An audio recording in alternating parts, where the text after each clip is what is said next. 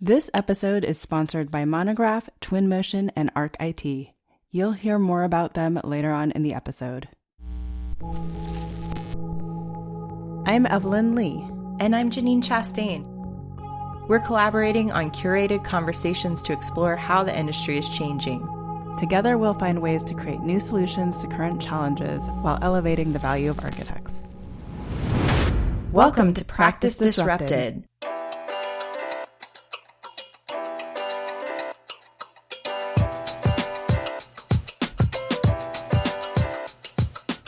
Hello, listeners. Hello, Janine. Hey, Evelyn. Hey, Disruptors. This week's episode, we are bringing together individuals who have not always called the U.S. home. Not only have they not always called the U.S. home, but they are also making it easier for other immigrants to find their way in the architecture profession in the States by creating the resources they wish they had through their own journey. This episode is a continuation of our diversity programming that we've been developing since season 1. And so we've continued to try to find new ways to introduce new voices into the dialogue so that we can continue learning about what diversity really entails. Similar to all the other episodes that we've designed this way, we usually get a moderator who is a part of the conversation who can tell their own story to run the discussion. And for this episode, I've invited my good friend Graciela, who I've met through the AIA, to be that moderator.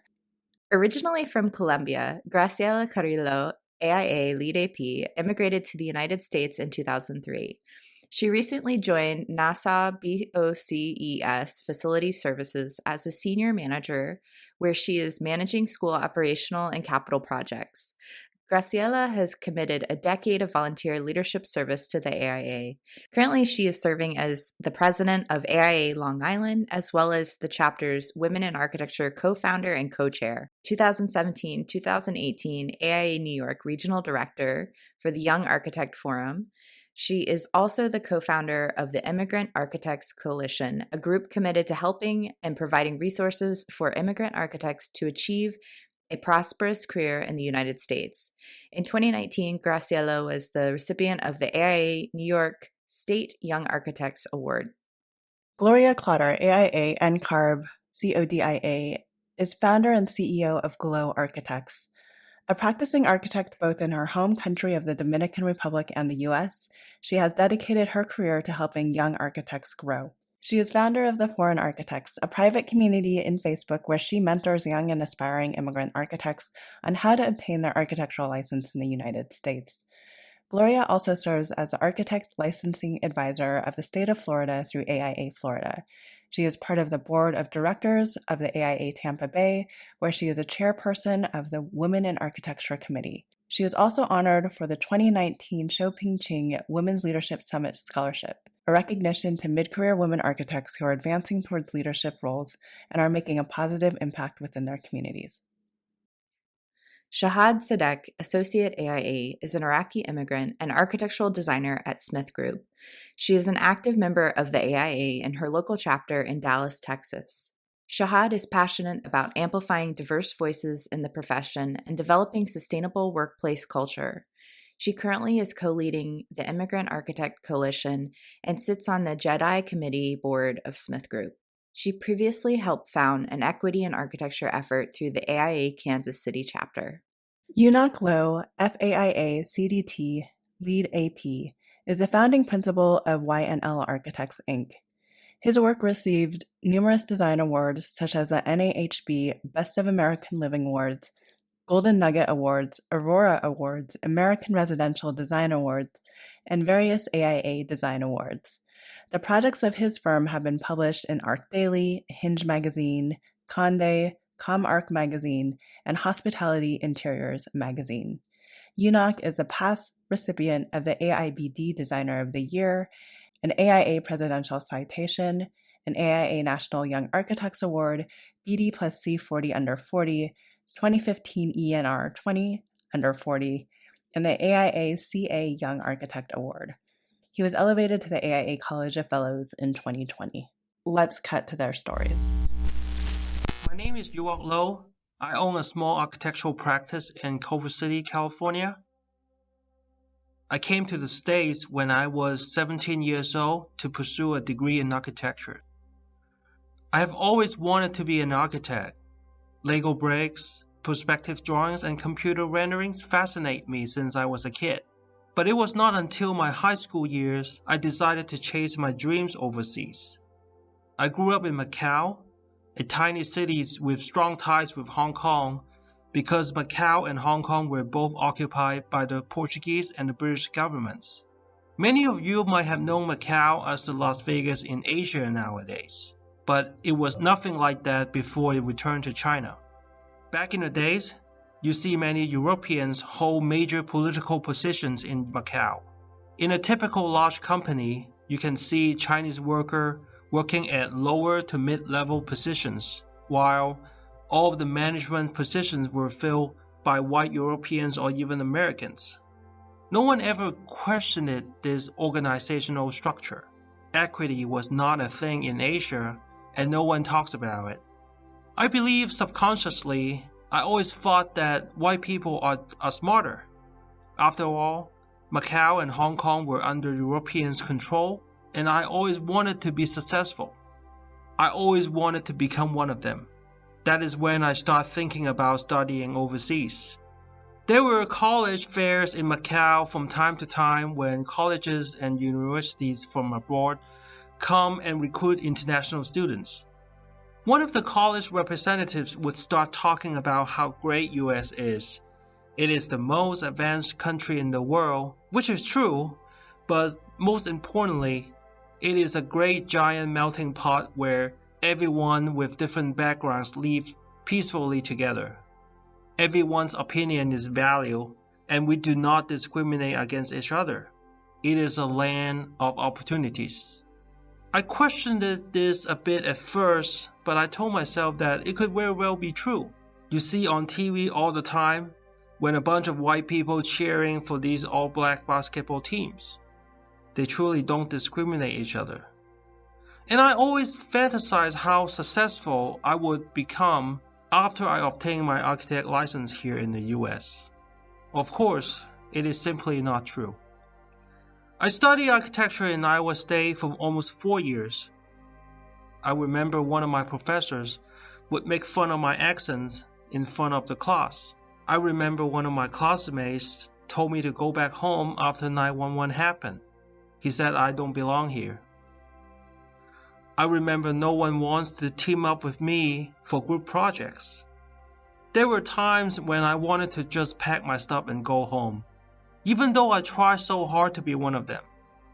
But eventually, I come to realize that I cannot simply hide from who I am. If I could take a time travel and redo this all over again, I wish I could have managed my expectations a little bit better, and not to believe all the false information that I was given to.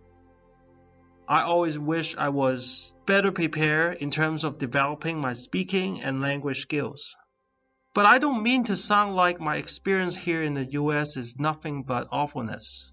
I never regretted coming here to the States. I met many great peoples, including white peoples, of course, over the years and received a lot of helps. And quite frankly, I don't think I would ever have the courage to start my own firm if I had not endured what I encountered during my college years. My name is Gloria Cloder. I am an architect originally from the Dominican Republic, and now I am a licensed architect in Florida. I used to have my architectural firm back in the Dominican Republic, which I started in 2009 until I came to live to the United States in 2015. I recently opened my firm, Glow Architects, in Florida in 2020. When I was back in the Dominican Republic, one of the main things that I experienced was that I was not only able to design my projects as any other architect will do, but I also had the freedom to work as the GC and get involved with the site and make decisions on the construction part of most of my projects. This is something that is very common back in the Dominican Republic, especially with 13 levels of projects. I wouldn't do that with a multi-level building, but I was able to do it with some of the projects I got to work with, retail stores, restaurants, and residential projects too. When I came to the United States, I wasn't able to just transfer my architecture license and start my business because obviously my architecture license was not valid here. So I had to go through the whole process of getting my license transferred to Florida, reporting all the hours, validating my education, and taking the AREs. After I completed my process in 2019, I was able to start my architecture firm here in Florida. And some of the differences I've seen is there's just a lot of liability involved in this country. I am thankful that I was forced to take all the exams and going through the process of having to report hours under a licensed architect here in the United States, because even so I had many years of experience on my home country. There's a lot of differences that I just didn't know and didn't understood that I needed to know at the moment when I just arrived to this country.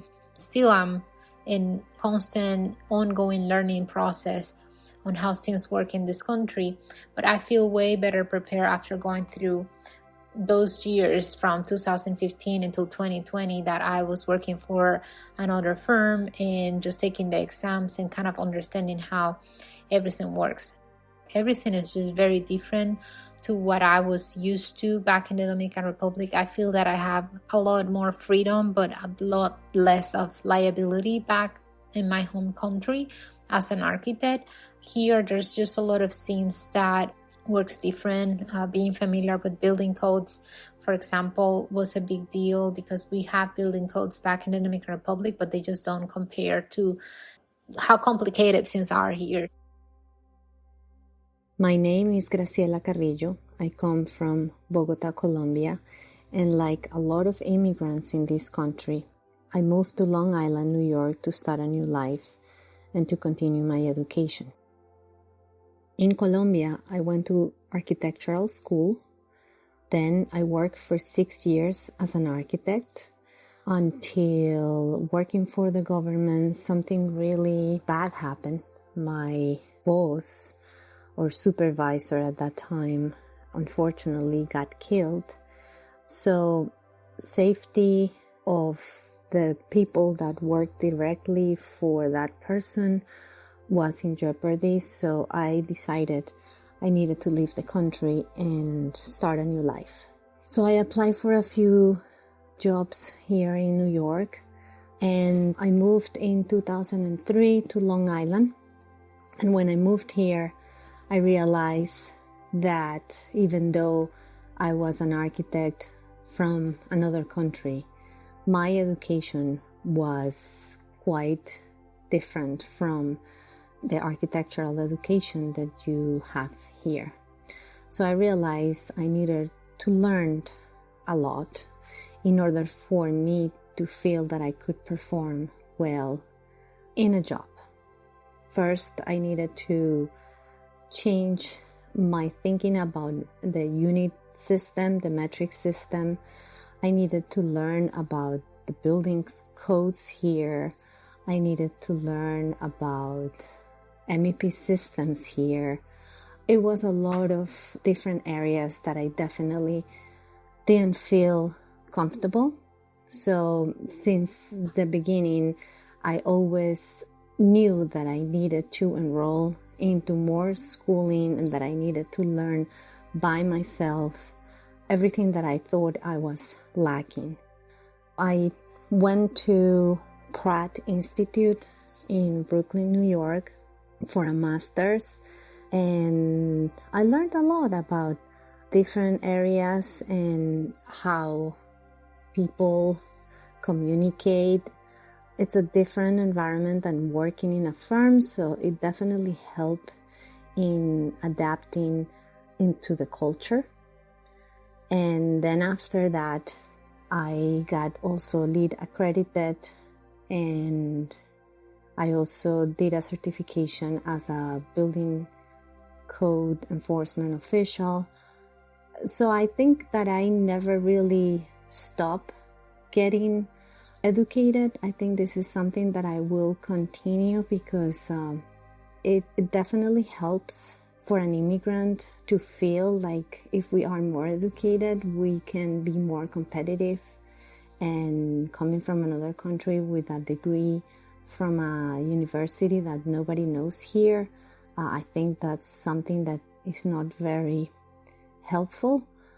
So that's why I basically dedicated the first, I would say, maybe 7-8 years as just starting to be more competitive and also to achieve my licensure, which I finally was able to get my license a few years ago. My name is Shahad Sadek. I am originally from Iraq, but I was born and raised in Abu Dhabi, UAE. In the Middle East, in some countries, you don't get the citizenship by being born there. It has a much more complicated avenue than that. So during the time I grew up in Abu Dhabi, there was virtually no real way to become a citizen. So we remained Iraqi. While growing up in Abu Dhabi, I went to a British private school and always thought that I was going to go to the West for my higher education. So I ended up coming to the United States of America. I went specifically to Springfield, Missouri, at Drew University, and I wasn't sure what I wanted to study. While others had something they loved, I always felt like I didn't have something that called me directly. I had like almost many things that called to me.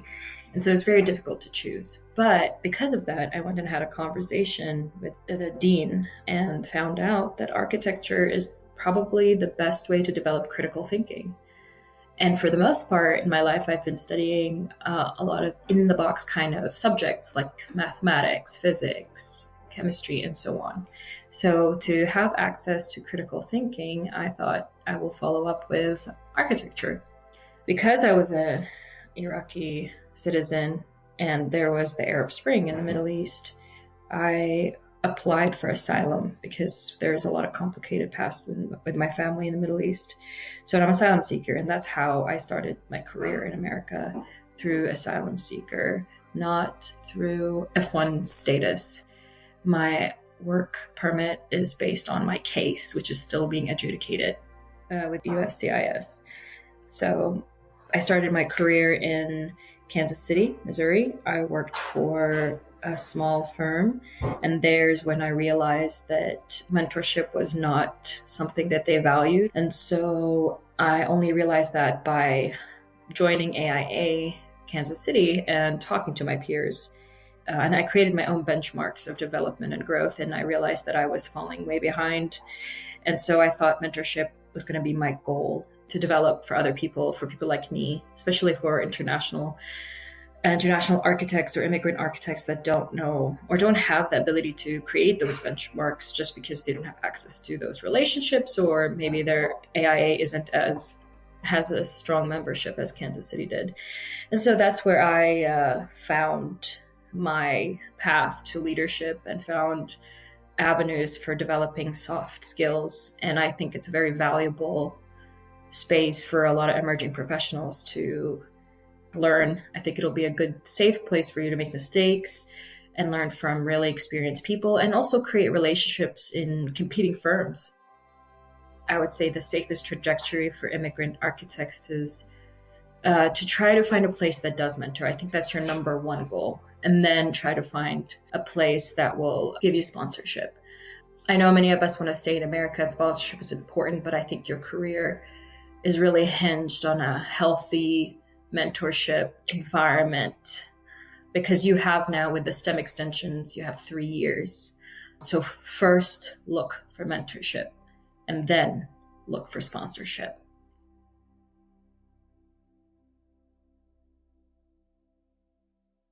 Shahad Sadek, I have a couple of questions for you. I see that you have a huge network, and I would like to know more about that. How were you able to build and establish your network?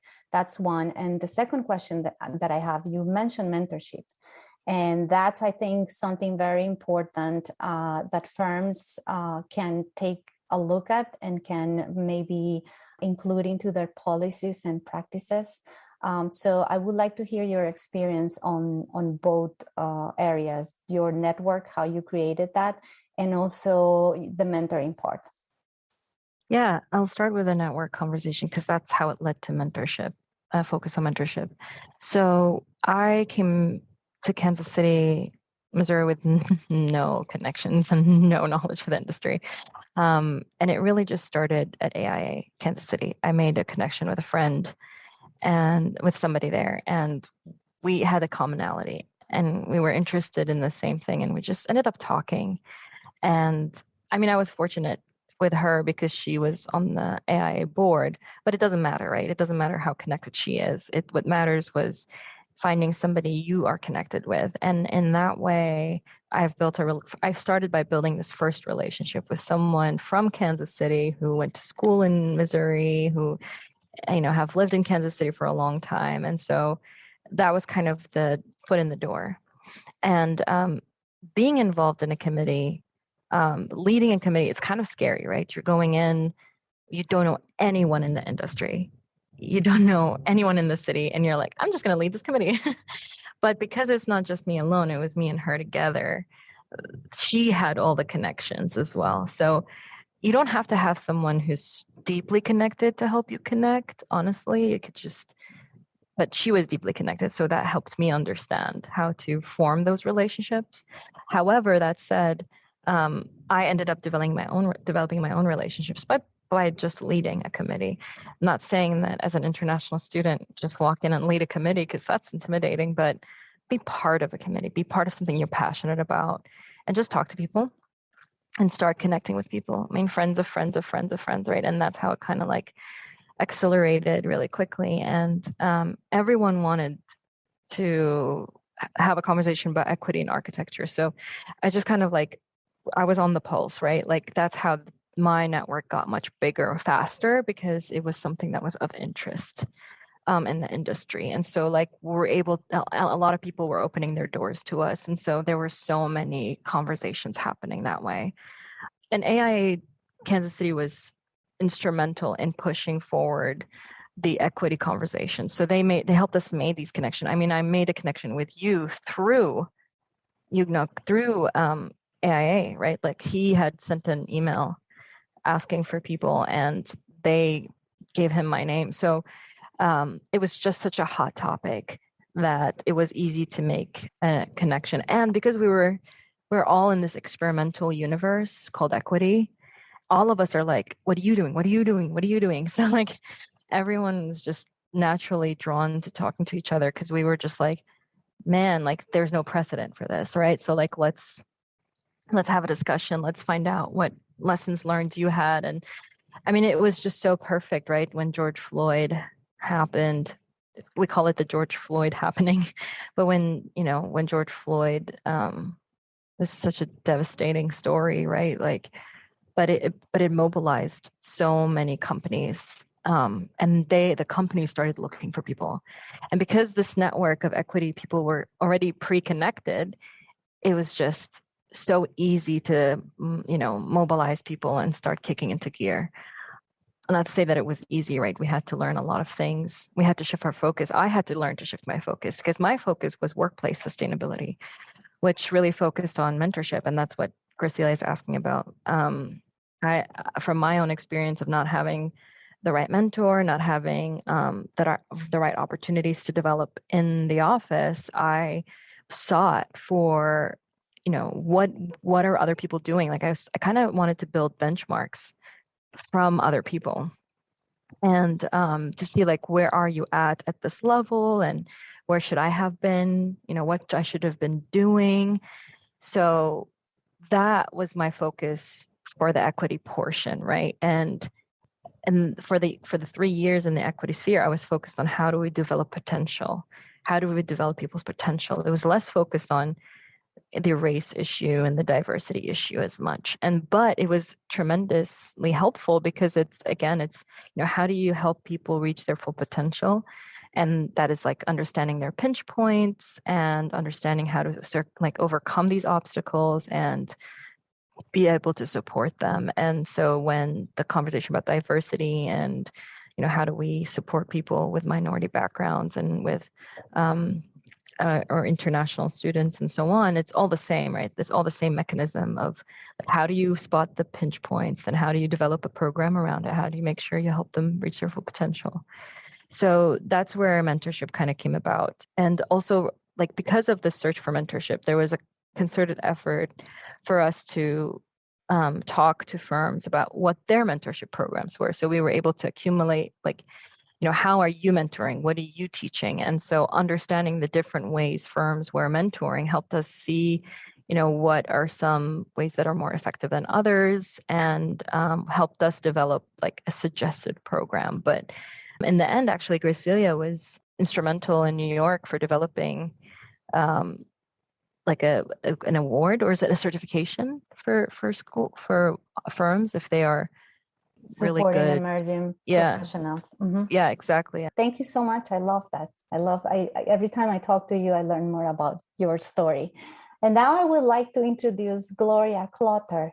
Gloria, I would like you to share that experience that you have retaining jobs. Like, how was at the beginning you just coming here, trying to open, opportunities for you? How was that experience, and what challenges did you have to go through? Getting my first job here, which really, I only had one job before opening my firm, but I struggled to get that one job because when I came, and as I explained, thinking that I could just open my firm, and I couldn't, then I realized pretty quickly, well, I need to get a job because I needed to start making money and pay bills. And it was hard for me because the lack of knowledge in certain systems in general really affected me. And this is more related to the immigration part. But when I came with my husband, I thought I was going to be able to start working right away, no matter what. And that didn't apply either. That didn't happen either, because I came with a tourist visa and I needed to switch to the green card visa. And the green card process alone was longer than I expected. I spent a lot of months just waiting for it without having the right to work, making any money. So that affected our finances. And then when I finally got the green card visa and I was able to start working, then I realized that my architecture license was not valid. And then it was about getting a job. Well, that whole experience was a nightmare in a way, because I didn't have a resume ready. Let's start with that, because I didn't came thinking I was going to have to get a job. I was just going to start my firm. So I had my resume and my portfolio was pretty outdated, and it was all in Spanish, which is my native language. And it was just really hard for me to translate, because even I will ask my husband, which, he's American. He was born and raised here in Florida. And I will ask him, like, how do you translate this word? Or like, what is the proper way? This, again, going back to that technicality. And he was like, I've never heard of this thing. Like, I don't know what you're talking about. Parapet? What's that? Like, I don't know what we're talking about. So I think it was hard for me first understanding how to translate my portfolio and my resume. But then I applied to several jobs, and I was not getting the jobs that I was applying for. And I felt that, you know how they said that sometimes we women can be like, we feel that we need to check all the boxes to feel that we are capable of taking onto that one job. I keep hearing that kind of same example. I think I'm one of those. I actually identify myself like that. I feel like if I'm missing one box, I might not be able to take into this job. I shouldn't apply to it. So every time I actually applied to a job, I always felt that I was capable of taking into the job, and then I was not getting it. So long story short, what happened was that there was this one specific job that I really, from all the ones I applied, this one I really, really wanted, and I didn't get it. So I took heart and said, I'm going to reach out back to them and ask them, what is it? What can I improve? What is it that I'm missing? If they can give me some feedback of what I can improve on the way that I'm presenting my portfolio, or what is it that I'm missing?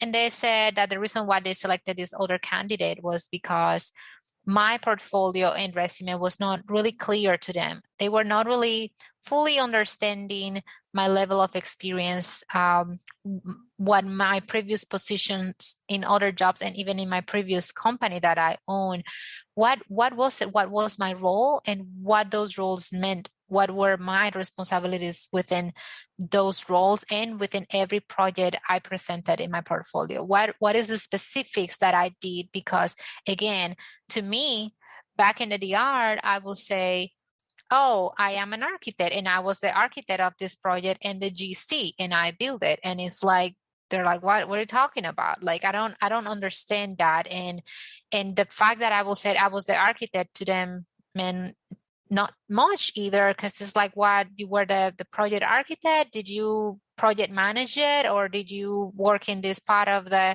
production and you did the life safety, but someone else did this other part? Like, who did the details and who did the schematic design of it? Did you do everything or you did a part of it? And I don't think I understood that when I came to this country. I don't think especially until I started working in my previous job, that I saw how much you can get segregated into your functions. Because back in the DR, I could get a project and do it from start to finish on my own. And to me, the fact that I will say in my portfolio I was the architect meant that I was taking onto all of that, but that wasn't really clear to them. So I learned after that, they gave me a lot of feedback on, if you specify here what you did and this and that and da. So I went back, I reframed everything, really were more meticulous into what everything meant and what I did for every project and what I did for every position that I had in the past. And immediately I did that is when I got a pretty straightforward offer in the previous job I had for 4 years. Even so, again, I didn't know Revit, and I admitted to them, I don't know building codes, but I want to learn. I don't know Revit, but I want to learn. But this is what I bring to the table, and this is the experience I have. And I think one thing that is important for every company in general that is hiring someone that is coming from a different country is being open-minded on what this person can bring to the table, because there's a lot of things that are very easy to teach. It's very technical stuff that you can expose that person for a week or two and they will learn pretty easily. But there's things you cannot teach. And the personality, the mentality, the team player type of mentality, the hardworking way of being, and just that energy, it's something that I feel should be the focus. And also understanding that someone that is coming from a different country that has been exposed to maybe more freedom on design because of maybe the building codes there are less stringent, it kind of brings something to the table of maybe challenging, because sometimes I feel that we're so stringent with certain things that the codes and the budget limit us so much when we're in the process of designing a project that we can get contained into this box. And I think having someone that is coming with a different perspective can help you and your team refresh the whole process of how to think about this design from the beginning and how to look at it from a different point of view. Just because, as Graciela is saying, we come from countries that we don't have to deal as much with HVAC systems because not every project actually has it. Sometimes we barely have a split unit in some of the projects, and that's it. So it depends. But at the same time, then we have a lot to think of sustainability and cross ventilation. And how do you make this building work whenever there's no energy? Because that happens, that's a reality to us. So if your project is very sustainable, maybe an immigrant is a great person to put their hands on it and help you to see it from their perspective and their own experiences, and just a little add to the table on, this is what I live versus what you've lived. And I think that's very important. Let's take a break from this conversation to talk about our sponsor of this episode, Monograph. We're proud to partner with Monograph because they are helping to transform the practice of architecture, one design studio at a time. Tired of using dated and clunky software to manage your firm? Or do you feel frustrated wrangling all of your spreadsheets to get a clear view of where your project stands today? Monograph is here to help. Designed by architects for architects, Monograph allows you to track your time, your projects, and your budgets in real time. With their awesome Money Gantt, you can immediately understand project performance across your entire firm portfolio. Need to adjust your projects week to week? Their new tool, Resource, allows you to reallocate your team's time and track its impact on your remaining budget. Be proactive with Monograph. And Twinmotion. Now, you've probably heard of Zaha Hadid Architects. As one of the world's best-known firms when it comes to innovation, they're big fans of pushing boundaries. The team at ZHA has started using Twinmotion, a simple, real-time ArcViz tool that lets you instantly visualize ideas and clearly communicate them to stakeholders. ZHA designer Marco Marghetta says that the benefit of using Twinmotion for the designers are the simplicity of the interface, the playfulness with which you can articulate your scenes, and not having to worry about all the technical aspects that real-time usually brings, like light maps, PBR workflows, and other technical details. Marco also loves Twinmotion Cloud, which lets any member of the team access a project from their web browser without a single download or installation. The project manager can access the model, review it, and immediately give you feedback anytime from anywhere, says Marco. To download your exclusive free trial, head to twinmotion.link/disrupted. That's twinmotion.link/disrupted. My name is Yuok. I came to the state when I was 17 years old and studied 2 years of community college in California, and then eventually graduated my Bachelor of Architecture in Iowa. So I've been in different part of the country, experiencing different part of the culture. I now am in Culver City, California. I have my small practice. We used to have like 4 or 5 people, but because of the COVID, we downsized it a little bit, and then I'll talk about it a little bit. So right after I graduated college, I really want to try to have a career here in U.S. and I have to be honest, like it's very hard to get a job. I mean, I know that you have to understand like what you're getting into, but I had no choice. I had pretty much have to take whatever offers I had that was available to me. And so I ended up with working for like a small firm in California. And they're really small. They're not really exciting. You know, the stuff that they do are boring. But, you know, once a while, that firm will get a couple of really exciting new projects. But for some reason, I was not on any of these projects. It's always headed by the principal and a couple of white guys, interns or whatever. You know, I never get work on any of the glamorous project. I was stuck on like bathroom remodel, window replacements, and that kind of crap. I mean, you call it, but that really makes me. That kind of gives me the motivation that okay, I need to start my own firm. I need to do my own thing because I want to design. And at that point, I missed design so much that I spent a lot of time on my own doing competitions and entering design award. And that's kind of over the time, it is kind of how I developed my portfolio and eventually get on my own. But, you know, of course, after you start your own firm, you realize that you keep doing like bathroom remodels and window replacement because it's really hard to get like exciting job as you expected. But, you know, at least you get on it on your own. So, I mean, I don't want to sound like I was being discriminated against when I was working for someone because I don't think so because I often reflect upon on it and I love my boss. I mean, my first boss, he was the one who sponsored my green card, you know, like the H1 visa. I worked for him for almost 9 years. So I think he's a nice guy deep down. But so why do I always get to work on these stupid projects? And why don't I get the chance? And I think part of the reason is my language. And I think it's very typical for a lot of immigrants. And there's no way that I can get rid of my accents, even to this day. And I've been here for what, like more than 20 years. I still have an accent. And when I first came here, like people laugh at me. My coworker always laugh at me. They call me antisocial because during lunchtime, they would sit in the conference room having lunch, talk about American pop culture, sport, like old movie and all that. I have no idea what the heck they were talking about. So I would end up like sitting in my own cubicle, browsing internet and have my lunch. I never go out to buy fast food. I always cook my lunch, bring it, heat it up, and that was my routine.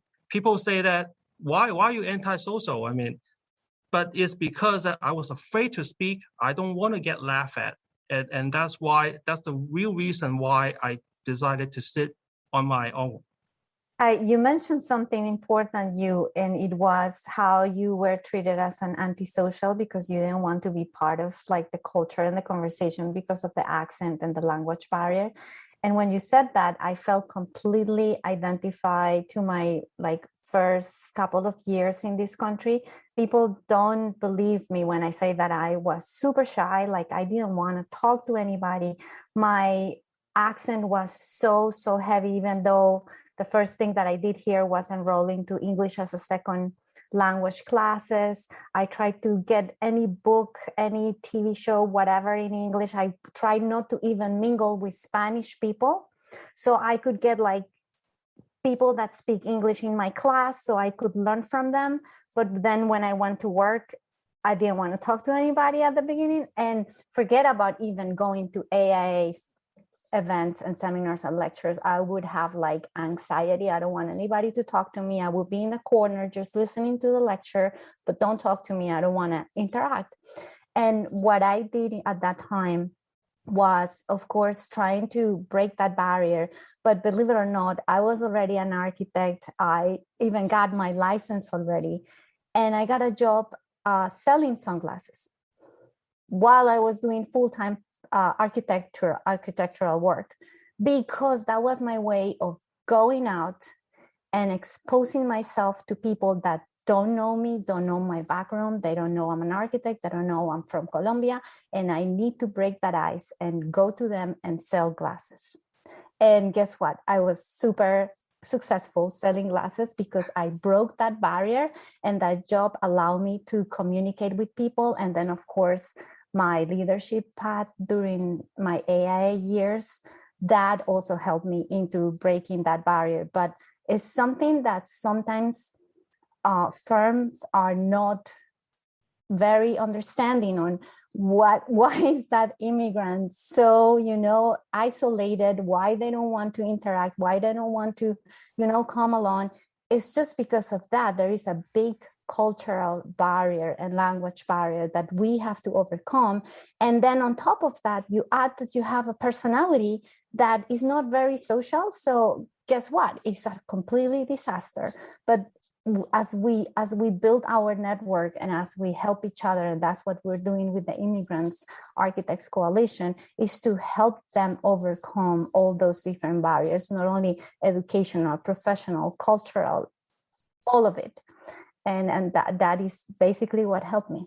To add to that real quick, just because you really spot something, Graciela, from what you were saying, one of the things that affects the most to immigrants in this part of the language barrier and the struggles that we have with that self-consciousness with our accents, and sometimes people, again, around us, to be honest, and just to give grace to those around us, most of the time they don't mean harm. You will find some people that are mean because they're mean. I get it. But a lot of people are not, and they just don't understand what it means and what it feels being in our shoes, because they haven't lived it. Most of the time they only speak one language and they can speak it very well, and they don't understand how it feels to put yourself out there and trying to speak someone else's language in their territory and with their accent and with their customs and stuff. It's just hard for them to identify themselves with it. But I think what I'm trying to say is one of the things that I've noticed that affects a lot to immigrants architects is that we don't get the opportunities because of that to even being exposed in front of the clients. We don't get the opportunity to be the ones leading those meetings and presenting the projects into the bigger crowd because there's always that fear that we are not going to be understood, that the client might be frustrated about not understanding our words, and maybe too we don't have or we don't project that confidence that sometimes our bosses would like us to have when we're presenting, because we should be kind of transmitting that leadership role, right? And I think you both brought a very good point into it's okay at some point to let go and understanding this is my accent and I need to embrace it. It is what it is. Obviously trying to improve as much as possible, because even if you have an accent, having an accent is one thing and it's just part of who you are and your roots, and that's good. That's something that we need to embrace. But I think it's a part of if our accent is making us not being understood, then it's a problem that we can address. That is very different. Having an accent and not being understood is two different things. And I think, as Graciela is saying, taking those classes, or as you said, like, there's things you can do about it. Taking those speech classes that you took help you to kind of overcome that. And that's totally okay, because yes, we want to be understood, but I think there's a separation, and we need to understand as immigrants what it means being understood and what it means having an accent. It's two separate things, and we should separate them mentally, because it's just different, and it can make us feel that there's something wrong with us, and it can make us feel limitations within our jobs and kind of hitting that glass ceiling just because I can never be the project architect presenting in front of this group because they will never let me you know what I'm saying? And that's not fair to us. That's not fair to anybody.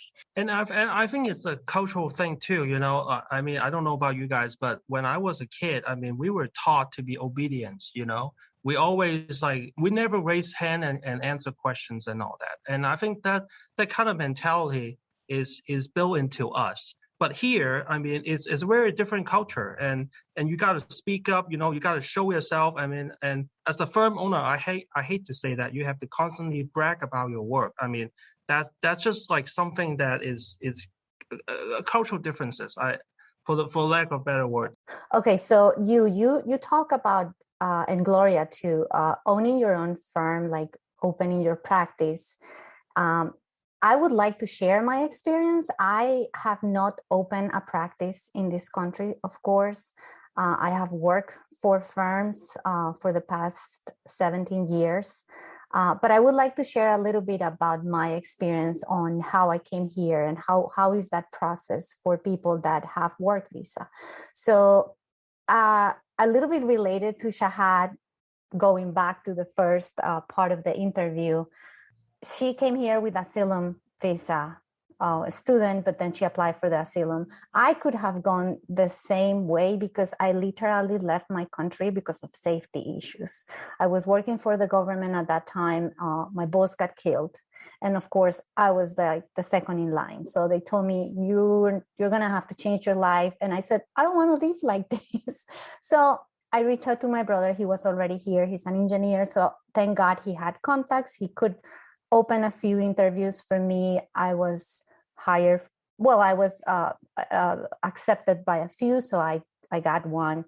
I had to wait in my country for my work visa to come here.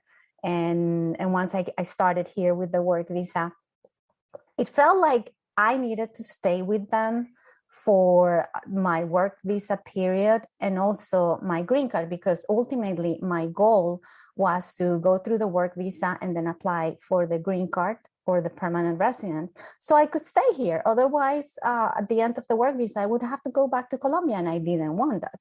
So I went through the 2 work visas. I had to extend the first one. And of course, I'm locked into my company. Thank God that I was happy. It was a good fit. But I have heard from other peers that they talk to me and they are completely miserable. It's not a good fit. It's not a good experience. But yet they are stuck in that company because the work visa is in between. And when you have a work visa, it's not like, oh, I don't want this job, or it's not a good fit for me, I'm going to go get another one. No, because you have to do all over again that process, and it's not an easy process. The company really needs to sponsor you all the way, financially, with all the paperwork.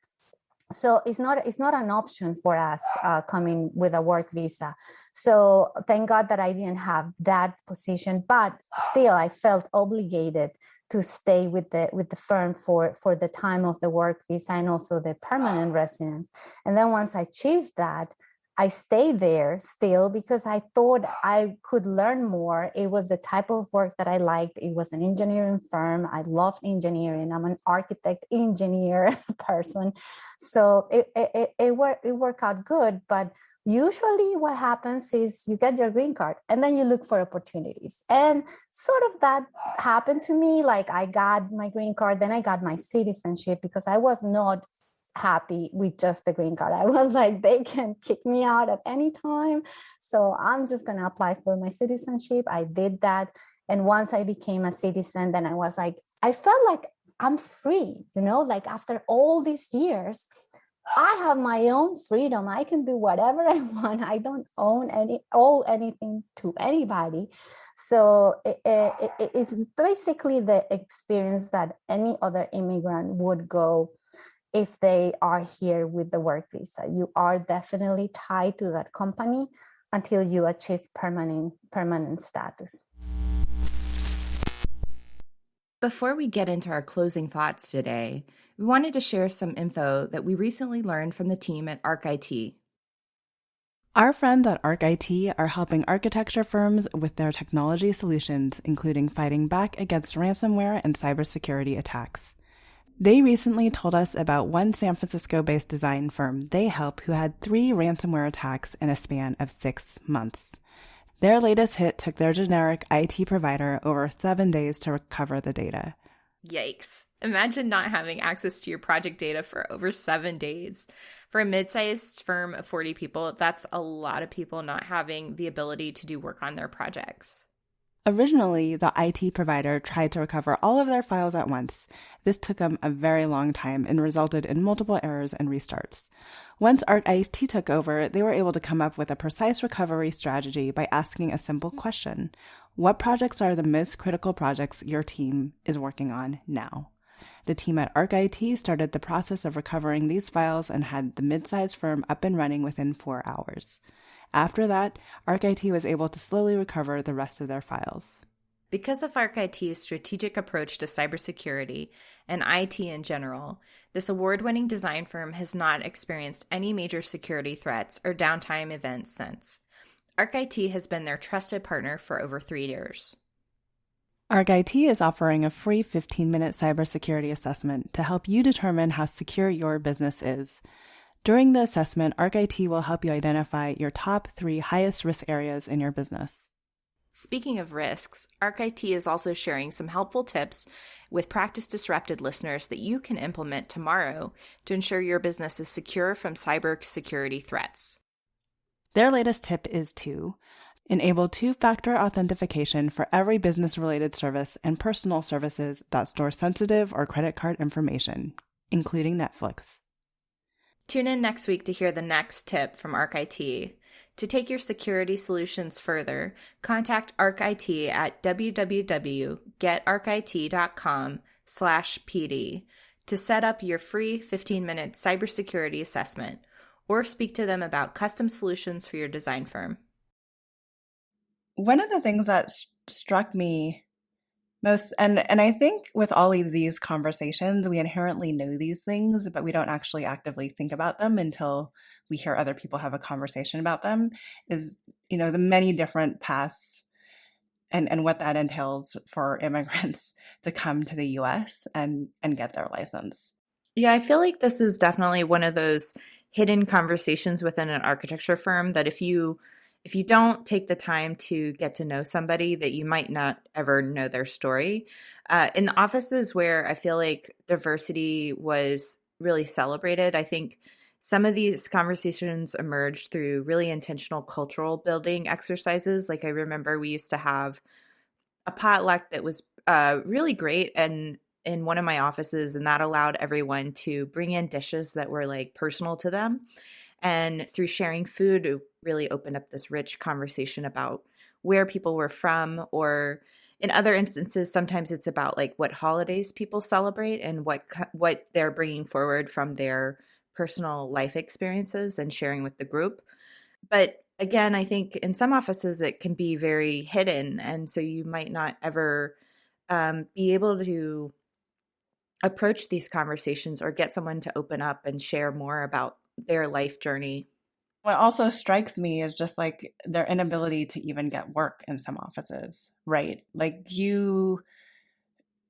Well, right now we're in the middle of a great resignation, so I think there's a lot of firms that are clamoring for people, but there's still going to be restrictions for whether or not, as an immigrant, you're working for a firm that's willing to sponsor you.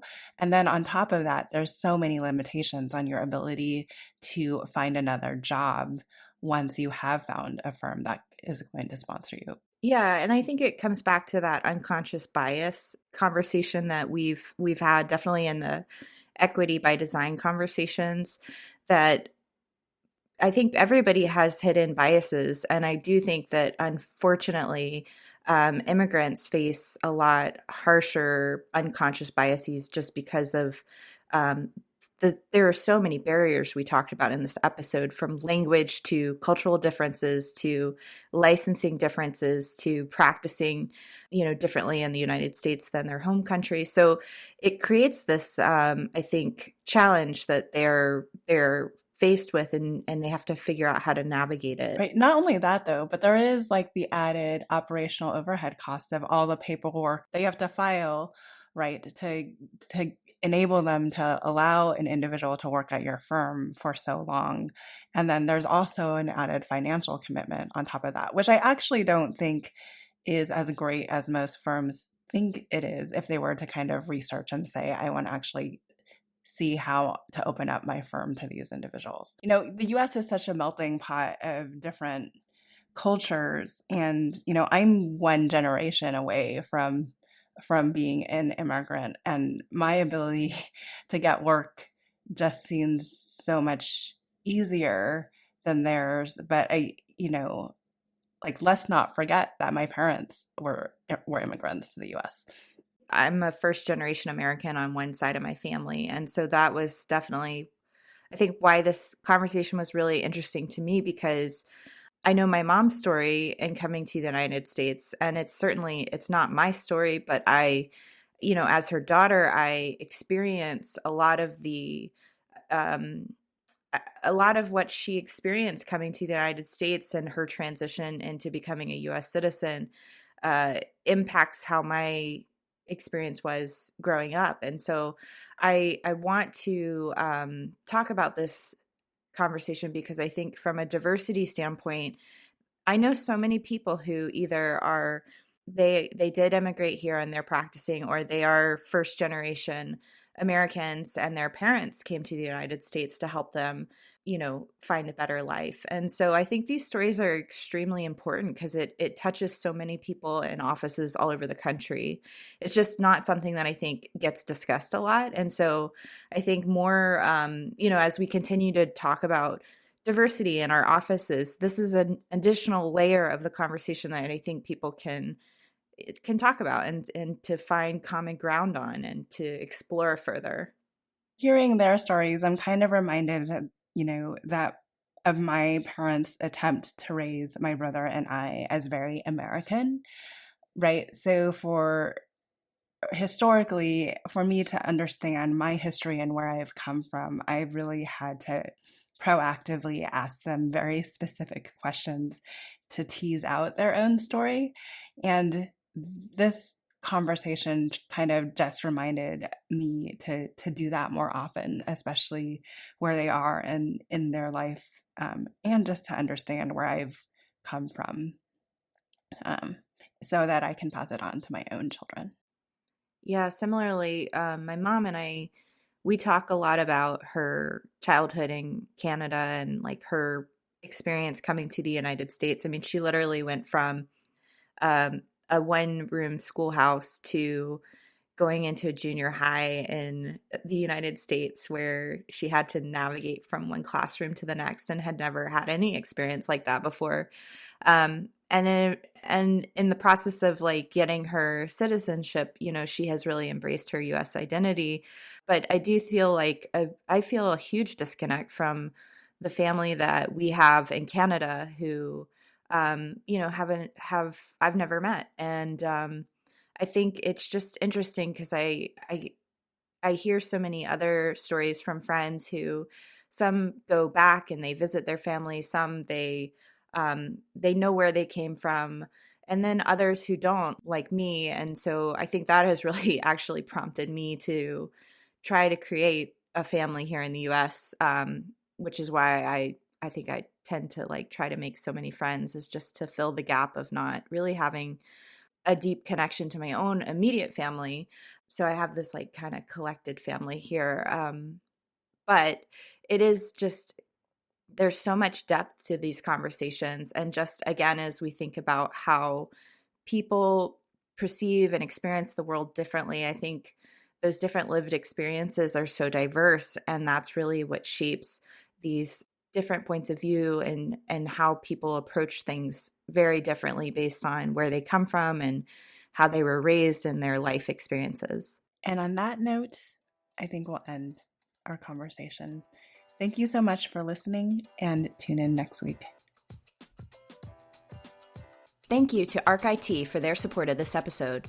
Don't forget to visit getarchit.com/PD to set up your free 15-minute cybersecurity assessment or custom solutions for your design firm. Thank you again to our podcast partner, Monograph. Learn how Monograph can help you take control of your firm's financial health. Follow the link in our show notes or visit practiceofarchitecture.com/monograph so that Monograph knows that you heard about them from us.